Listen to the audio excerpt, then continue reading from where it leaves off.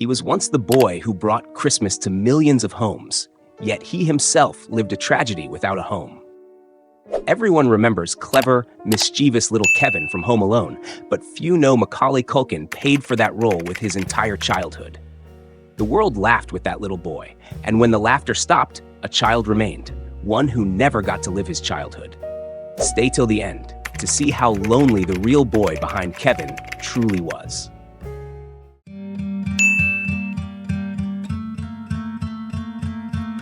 His name is Macaulay Culkin, born in 1980 in the crowded, noisy heart of New York, the third son in a poor family, a father who was a failed actor. From a young age, Macaulay carried a different look, innocent, fragile. That look later made the whole world stop.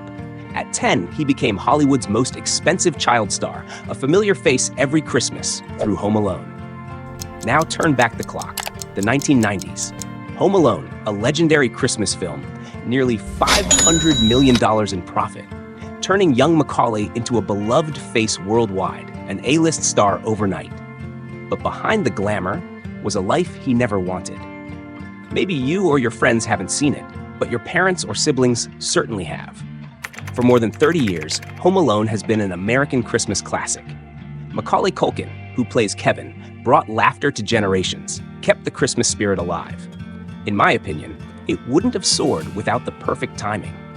Not a romance, but a 10-year-old boy defending himself against two burglars with a string of hilarious traps. In the West, Christmas isn't just religious. It's the biggest social, cultural event of the year. But while the world laughed with Kevin, no one saw the tears of the boy behind the screen. And the first person who did was Michael Jackson. Only one person understood, Michael Jackson.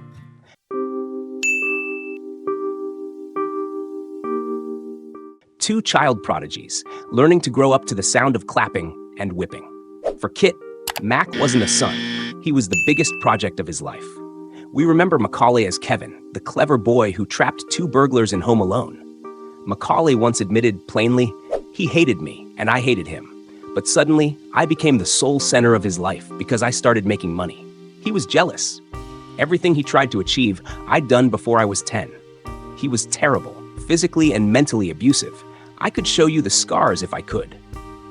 The one thing you are never allowed to do is live like a child.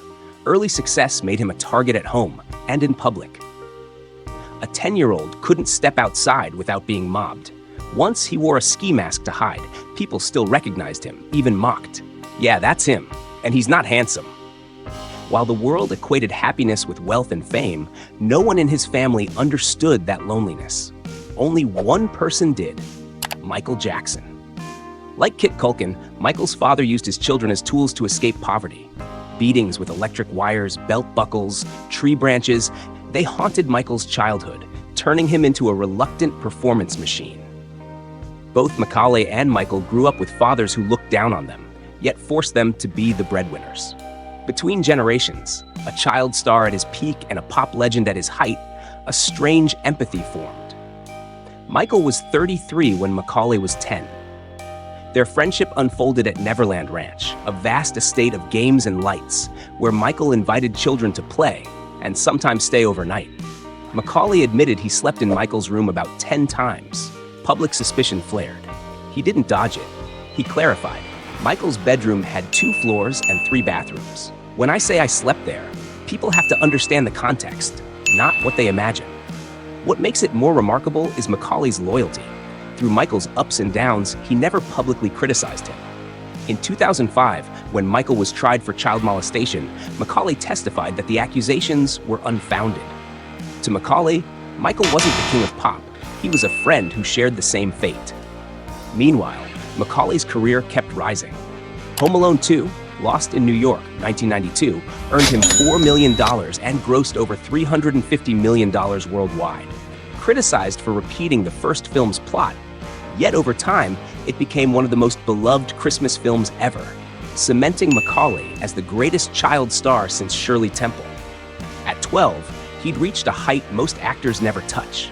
After the lights and applause, Macaulay went home, where no one was truly waiting.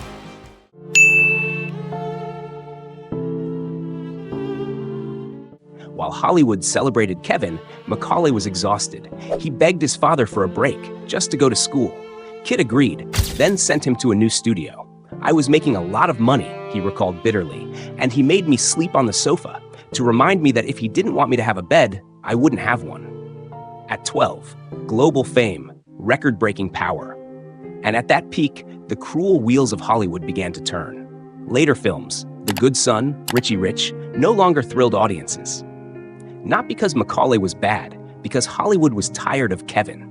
To audiences, he was forever the mischievous boy in a house of traps. Every other role felt like an unfair comparison. After Home Alone, Macaulay Culkin never recreated that magic. In a later interview, he admitted, "My parents finally split up, and honestly, it was one of the best things that ever happened. I could actually leave the entertainment industry. I wanted a break for a long time, and finally I said, I'm done. I quit. I hope everyone makes enough money because I have nothing left to lose." He left for about 8 years. For him, freedom. For his parents, the start of a bitter legal war. Kit Culkin and Patricia Brentrup's divorce turned into a fiercely public fight over custody and assets. Macaulay didn't want to live with his father. His mother spent almost everything suing him. The only way to protect his income was heartbreaking: remove both parents from his trust. He hired an executor to manage his finances, kept millions that way. Kit didn't even show up to the final hearing. New York Magazine once wrote that his meteoric rise seemed less innocent as the public learned more about his family. Hollywood saw him less as a prodigy, more as a victim of family tragedy. The industry began to despise Kit. Insufferable, said almost everyone who worked with him. So Macaulay vanished from screens for nearly a decade. Instead, he tried what normal teenagers do: high school. For him, school was just a place to socialize. At 17, he hastily married Rachel Miner, dove into New York's counterculture: pink hair, drugs, alcohol, graffiti, street racing. With millions in the bank, everything became a game to make up for a stolen childhood. The media missed nothing.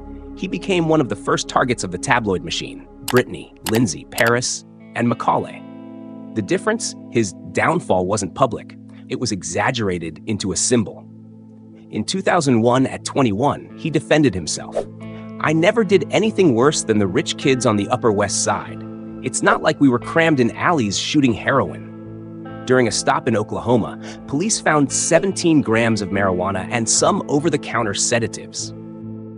It could have been any 20-something trying to escape, common among American youth. But the media didn't see a young man.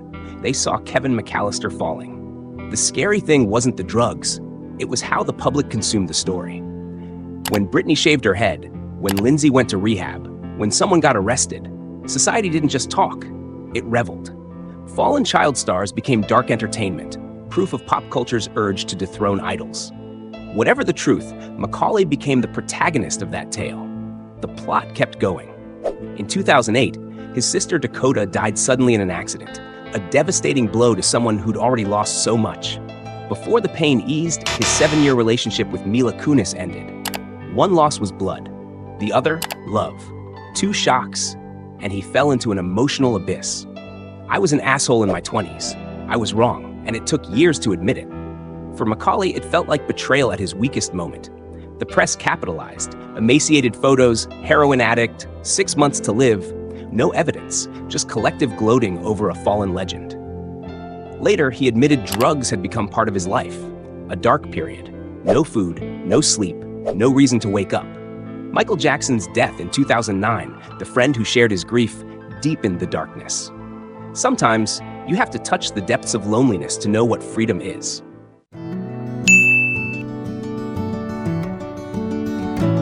As the world expected another collapse, Macaulay chose the strangest response. He formed the parody band The Pizza Underground, wore pizza box masks, sang pizza-themed songs on toy instruments. It sounded like a joke, but it was a declaration. Leave me alone. I don't care anymore. Then, in 2013, he truly disappeared. To Paris. For the first time, he lived a normal life, a baguette tucked under his arm, blending into crowds that didn't care who he was. "I wish I had met these people sooner," he said. What brought him back to America was love. In 2018, on the set of Changeland, Macaulay met Brenda Song, known as London Tipton, in The Sweet Life of Zack and Cody. They connected as child stars, sharing the industry's scars. Brenda became the safe haven he never thought he'd find. In 2021, they welcomed their first child, Dakota, named after the sister he lost, a way to turn pain into memory.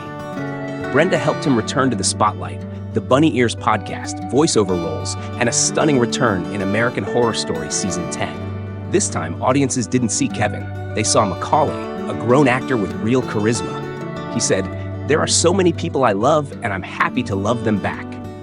From a childhood who became a Christmas icon to a man who found a real family, Macaulay Culkin proved that childhood can be stolen, but adulthood he chose to keep for himself. Now at 42, he's no longer a boy forced to perform or tabloid fodder. He's a family man, a young father trying to give his son what he never had. Looking back, he says, "I didn't choose this life. I just fulfilled my father's dream before I was 10. For the first time, no one wrote a role for him, and he chose the role of the father. It's a tragedy, but also a triumph. Because Macaulay Culkin has finally learned to write the script of his life. Follow us to discover the people behind the spotlight, where every smile carries a scar.